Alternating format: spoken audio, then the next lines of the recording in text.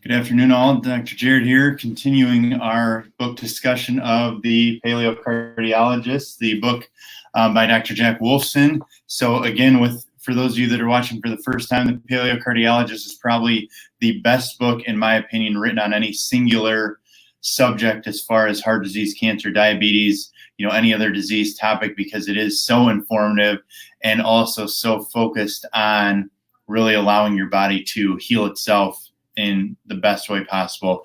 Our vision or our mission here is to empower you to make the best decisions for your own personal health and sift through the different information that might be out there. So for those that are current clients, remember you can claim a complimentary book at any time. So we have a full chapter to cover today. So chapter 8 is our toxic planet, or our toxic world, I guess it says. And so what I'd like to do is really share just some of my thoughts on toxicity, easiest things to avoid, some things that you maybe haven't thought about before.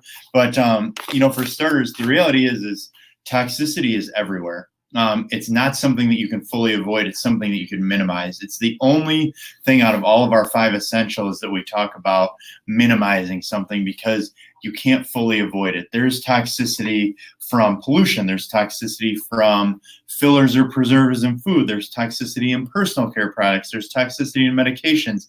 I mean, literally there's toxins in every aspect, from where you put your hand if you go out to a restaurant, to what you breathe when you go outside, to the food you consume in a processed food, or whatever it might be. But, if you remember from earlier in the book, one of the quotes that I think is most important to remember is the reason why detoxification of the body is so important is that when you compare what the body was built to do or used to dealing with, the average person comes into more toxicity in 2 days than someone who lived 100 years ago comes into in their lifetime.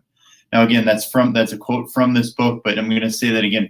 The average person comes in contact with enough toxicity in 2 days than someone who lived 100 years ago came in contact with in their lifetime. And for that reason, the amount of burden that's put on your detoxification organs, your liver, your kidneys, your skin, your bowels, is much different than it was years ago. Now, the beauty of this is we certainly have a lot more advancements in, let's say, sanitation, healthcare, food production, some things like that. But we also have had some negatives, because there's all these chemicals that the body was previously not exposed to. An easy example of this, if you're not sold on it, let me give you an example. And this is a study that I've heard repeated many times, but when they tested newborns, so what does a child come in contact with before they're even exposed to the world? Because of what their mothers come in contact with, the average umbilical cord blood in this study showed 200 chemicals that child had been exposed to or was present in the blood when the child was born. And there were 287 different chemicals noted. So again, think about, before a child's born, they're already exposed to at least 200 chemicals based on that study. So why do we need to detox, and why do we need to detox young? You do have detox organs, but they're often getting fatigued or burn out long before you're ready to enter the next life. So it's important to, in my opinion, detox at least once to twice a year. I personally do that with our supplement detox program.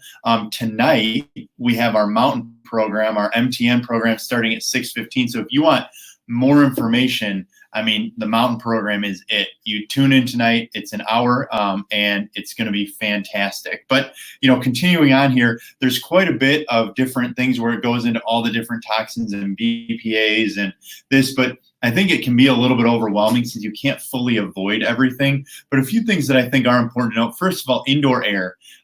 It's winter. It's been cold. Today is gorgeous here in Rockford. But, opening your windows, indoor air, depending on which study you read, can show at least 10 times the amount of air pollutants as outdoor air. So opening up your windows, being exposed, especially since we don't live in a huge city that has the smog and that kind of stuff, getting as much fresh air into your home as possible whenever it warms up. We often do this every time it becomes, above freezing. We'll open a few windows in the house knowing we have to reheat it, but just to try and get some fresh air in and get some of those pollutants out. Additionally, this is one of the culprits that I think people don't think about, but air fresheners and candles with artificial scents, they are terrible for you, in my opinion. And yet people, if I get in an Uber, I mean, like I roll the window down a lot of times. I mean, some of these just, the green air smell or floral smell or whatever, they're terrible for you. They absorb, your body has to detox them. They're oftentimes shown to cause hormone imbalances and all sorts of stuff. And really, what do you need them for? If you really want these fresher scents, use essential oils. In the office, we diffuse essential oils at least in 3 different spots, probably more, but you can use all sorts of things to help with freshening without the chemicals, also, many people think of like pollutants as, cancer causers, but the reality is they're linked severely to heart disease as well. Also smoking, it's kind of like sugar. Nobody's surprised that cigarettes are not good for you, but I think a lot of people have forgotten or minimized the fact of secondary and even tertiary smoke, what that does. And when I say tertiary, so secondhand smoke, I think you probably all know. I'm not going to go into all the stats on how it affects heart disease and heart attack and stroke risk, but tertiary smoke means that you were in an area that people were smoking, and then you take it gets on your clothes or in your hair, and then you take those chemicals home with you and you expose them to your children, your elderly parents, your whatever. It's really important to remember just how even being exposed to that kind of stuff, how negative it is. And it doesn't just cause cancer, it does cause heart disease and strokes as well. Now, food, cooking, and storage, the simplest thing I'm going to tell you, you should never microwave in something that can melt. So that's, plastic, styrofoam. I mean, you can get so many chemicals into perfect, healthy food just by what you cook it in. You can also have that happen by what you store it in, especially when it's heated. So storing in glass is ideal. But when stuff gets heated, you don't want the chemical on it.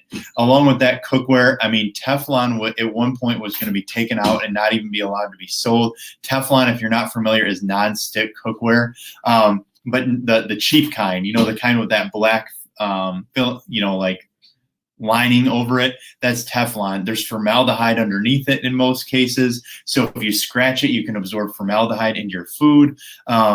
There's so many better alternatives like ceramic. That's supposed to be non-stick, but it's light stick cookware. You can get ceramic cookie sheets. You can get ceramic baking pans. You can use things like more healthy metal pots and pans, stainless steel, that kind of stuff. But what you cook in, similar to when we talked about cooking oils, makes a huge difference in your overall health. Additionally, some of you have been reading online the possible negative effects of 5G, but what they actually they talk about here, electrosmog. So I'm not going to go into this a whole lot because this is probably not the first thing that you need to change. But I want to bring this up, electrosmog, because having things that are electronic close to you, especially while you're sleeping, is linked to negative health effects. So that would be, for instance, sleeping with your cell phone right next to your bed, having a lot of electronics in your bedroom, especially that are still turned on. But when you're sleeping, your body's supposed to be resting and healing. And so you can read this chapter and read all about electrosmog, but especially getting your cell phone away from your bed or away from your brain while you're sleeping would very likely be a good thing for you. Now, to complete this chapter, the last 2 pages, page 116 and 117, talks about the first sentence says, if pesticides kill bugs and herbicides kill plants, those chemicals will kill us. This goes back to why should you eat organic food, why I personally don't spray Roundup in my yard, why I filter my water, because the fact is Rockford's really got a large farm community around it, and you do have risk and exposure to chemicals in your water and residual side, byproducts. So, and those things, just keep in mind, are linked to not just heart issues, but cancer, diabetes, neurodegenerative disorders like Parkinson's, Alzheimer's, birth defects, and reproductive issues. And it goes on and on about all the different damage that stuff can cause. Again, why you should try and eat organic when you can, but also when you have these things at your house, avoid them as much as you possibly can. So here's the action plan. I want to highlight a few of these things. Avoid outdoor pollution when possible. Don't smoke or be around those who do. Say no to chemicals found in personal care products. For more on that, watch the Mountain Seminar tonight. I go into quite a bit of detail about personal care products. Minimize electronic devices. Unplug your microwave. Never use Teflon coated or aluminum pots and pans. Don't dry clean your clothes. If you do dry clean your clothes, so like an example from the office, I used to wear dress pants that I always had to dry clean. We switched to golf pants, both because they can be washed, but also because they don't rip when we, step to adjust. So there's kind of multi benefits. But if you do dry clean your clothes, remember that they're dry cleaned with chemicals. So don't keep them in the wrapper that they come in. Take the plastic off of those things. It really can at least get the chemicals off, so you're not putting them right back on your skin.